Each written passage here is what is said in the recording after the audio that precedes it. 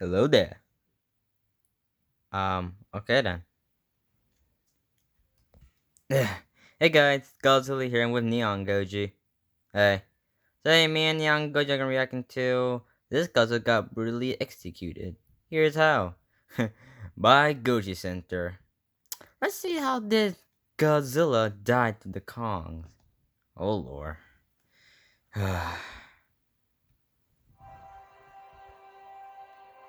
This scene is cool and all, but have you ever stopped and wondered, how exactly did this Gojira get in this situation? Why Yeah. were they killing each other? How many Kongs did it take to bring this guy down? What happened to I the don't rest know. of its body? In this video, we will take in all the clues found in the film and novelization to reveal the mystery behind the death of this unlucky Gojira. If you like this content, please give us a like and subscribe to be the first to watch our next videos. Coming up, revealing the death of the Mega Gojira specimen. Alright. Well then.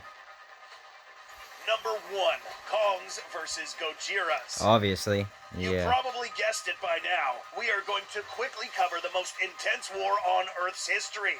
This fella was really just another casualty that occurred in this war, meaning that this was not the only Titan to fall to the hands of Kongs. Note that this particular species was also dealing with the skull crawlers, meaning that these were a battle-hardened species whose way of life was war. The true origins of this rivalry is unknown, but based on how powerful the Gojiras were, the Kongs probably found some sort of value within the Gojira body parts. Huh. Remember, these guys were smart. They were tool makers. And in this arsenal of tools, we Yep. find spears, clubs, and this elaborate weapon, axes, which happen to be made Yeah. out of these guys. There could be other reasons why these two kaijus fight each other, but the fact is this. On one end, you have a Titan species who thinks of the other as a nuisance and a threat to their intellectual superiority and physical well-being. On the other hand, you have a species who not only sees the other as a threat, but also as a valuable resource. One which could potentially put them on top of the food chain. So the stakes are high in this war, and both sides cannot afford to take prisoners. Now let's talk about where this murder took place. Number In the 2, Hollow Earth the setting. Welcome setting. to the Kong species lair, or more commonly known as the throne room or temple. But we'd like to think this place was much more than this. First, we need to know who built this place. In the novelization of Godzilla vs. Kong, we find passages that suggest that this place was built by a collaboration of the Iwi descendants and the Kong species themselves. Now we are starting to see Yeah. that these guys were smarter than you once thought. This temple's symmetrical architecture included an arrangement of perfectly geometric columns which supported the entire cavern. One central column which was reserved for the Alpha Kong, spectator seating areas, and possibly more shrines located in these exitways.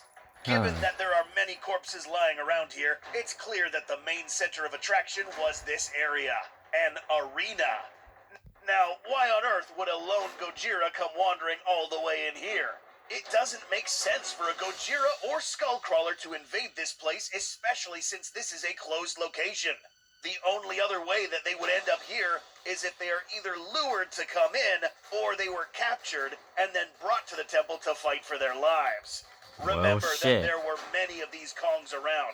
It's possible that a few of these would have found a lone Mega Gojira somewhere in the Hollow Earth, subjugated it, and then brought it into the temple, where there Lucky were that did some not happen to guys me. ready to give this guy a Yep. not-so-warm welcome. Now let's talk about the weapons needed to take this guy down. Number 3, the weapon. Battle axe and This etc. particular etc. battle axe used to kill the Mega Gojira was made from Godzilla body parts. If it isn't obvious already, this axe blade comes from one of the largest dorsals of an already deceased Godzilla. The entire height of this weapon was approximately 207.4 feet. That's almost double the Damn. size of Kong back in 1973. Oh The top shit. swing speed of this weapon in the right hands would have been 62 miles per hour, or 91 feet per second. This is enough force to hack off Titan limbs, or in this case, penetrate another Titan's skull. Mecha So Godzilla. yes, this Yep. thing was quite the killing tool. It is no wonder that the Kongs found great value in the body parts of the Godzilla species.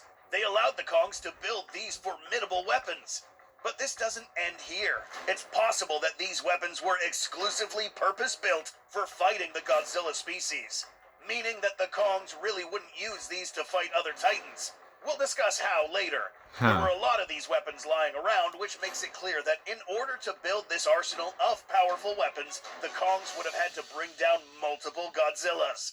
In GVK, we saw that a single Kong was basically no match for a single adult Godzilla specimen. Yep. Which brings us Got to the that next kick. topic.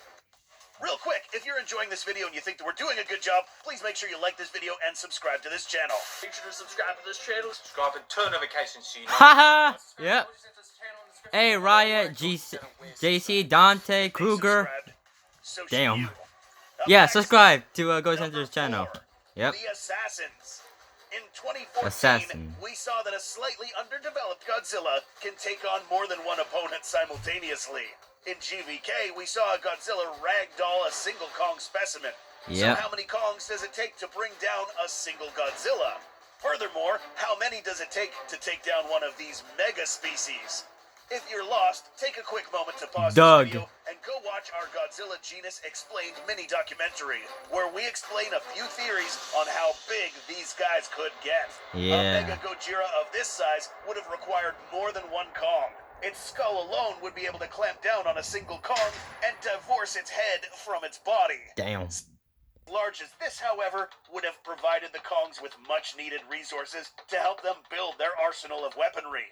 More specifically, they would have provided the Kongs with these extra long axe handles, because these bones are too big to be sourced from a regular-sized Godzilla. So, Yeah. based on what we know, it's safe to assume that a group of Kongs ganged up on this Gojira to bring it down.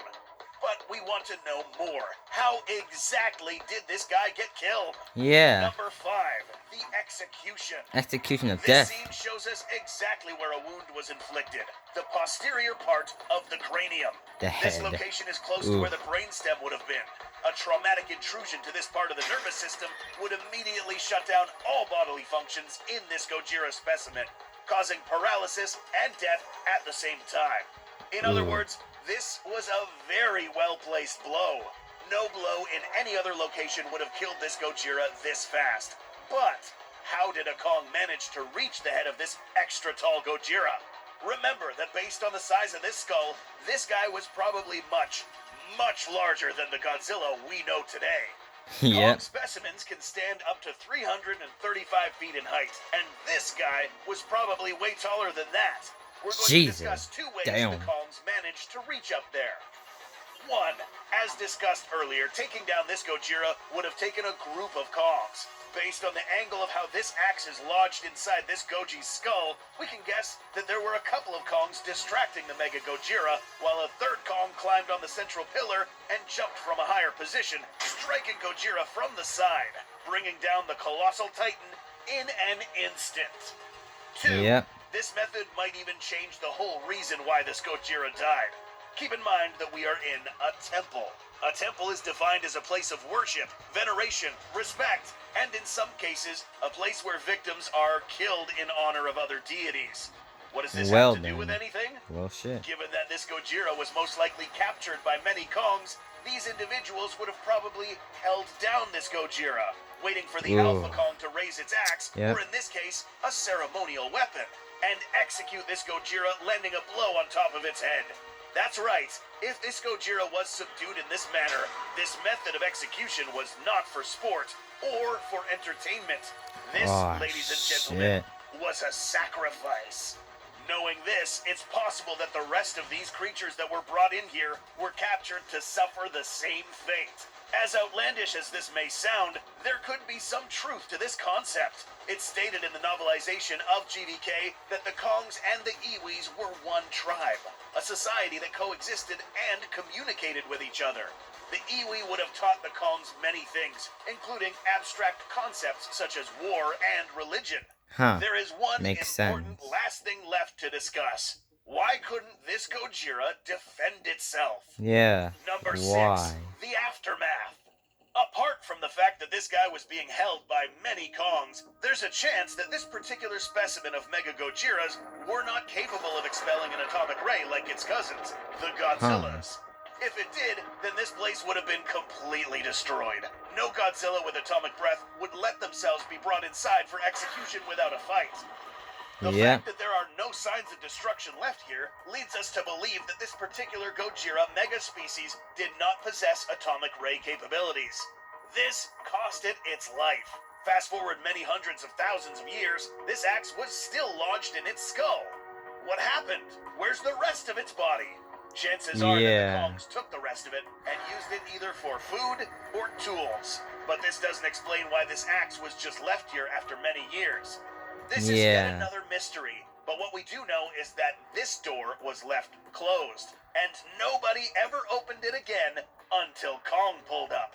Meaning that after these Kongs left this temple after killing this Mega Gojira, they never returned, leaving all these weapons behind. Something had happened to them out there, causing them to never return. Perhaps the Kongs were not expecting to face Gojira specimens out there when they went out, which is why they left their weapons in the temple, since these were exclusively forged to fight Godzillas. Whatever the case, these guys never opened this door again. They never came back. What do you think happened to the Kongs that used to dwell here? Let us know your theories From in all the I can comments. remember, they went We to hope Skull you Island, got enjoyed killed by the this skull video. crawler. If you did, please leave Yeah. us a like and hit that subscribe button. Thanks so much for watching, and we will see you in the next video. Alright. Alright, I hope you guys enjoyed this reaction video. A very interesting one. Yep. Like, I'm actually glad that was not you or me. But that Mecha Gojira, I feel bad. Yep. And yeah, from all we can know, the Kongs went to Skull Island and got killed by the Skull Crawler, except for Kong himself, of course. Yep, I wonder what made them not want to take the rest of the weapons. Yeah, we'll have to wait and see. But anyway, and any of you guys are new here, subscribe, turn on notification bell, like this video. Go subscribe to Goji Sensor's channel, and go subscribe to, well, Dante, JC, and Riot's channel, since they were also shown in this video.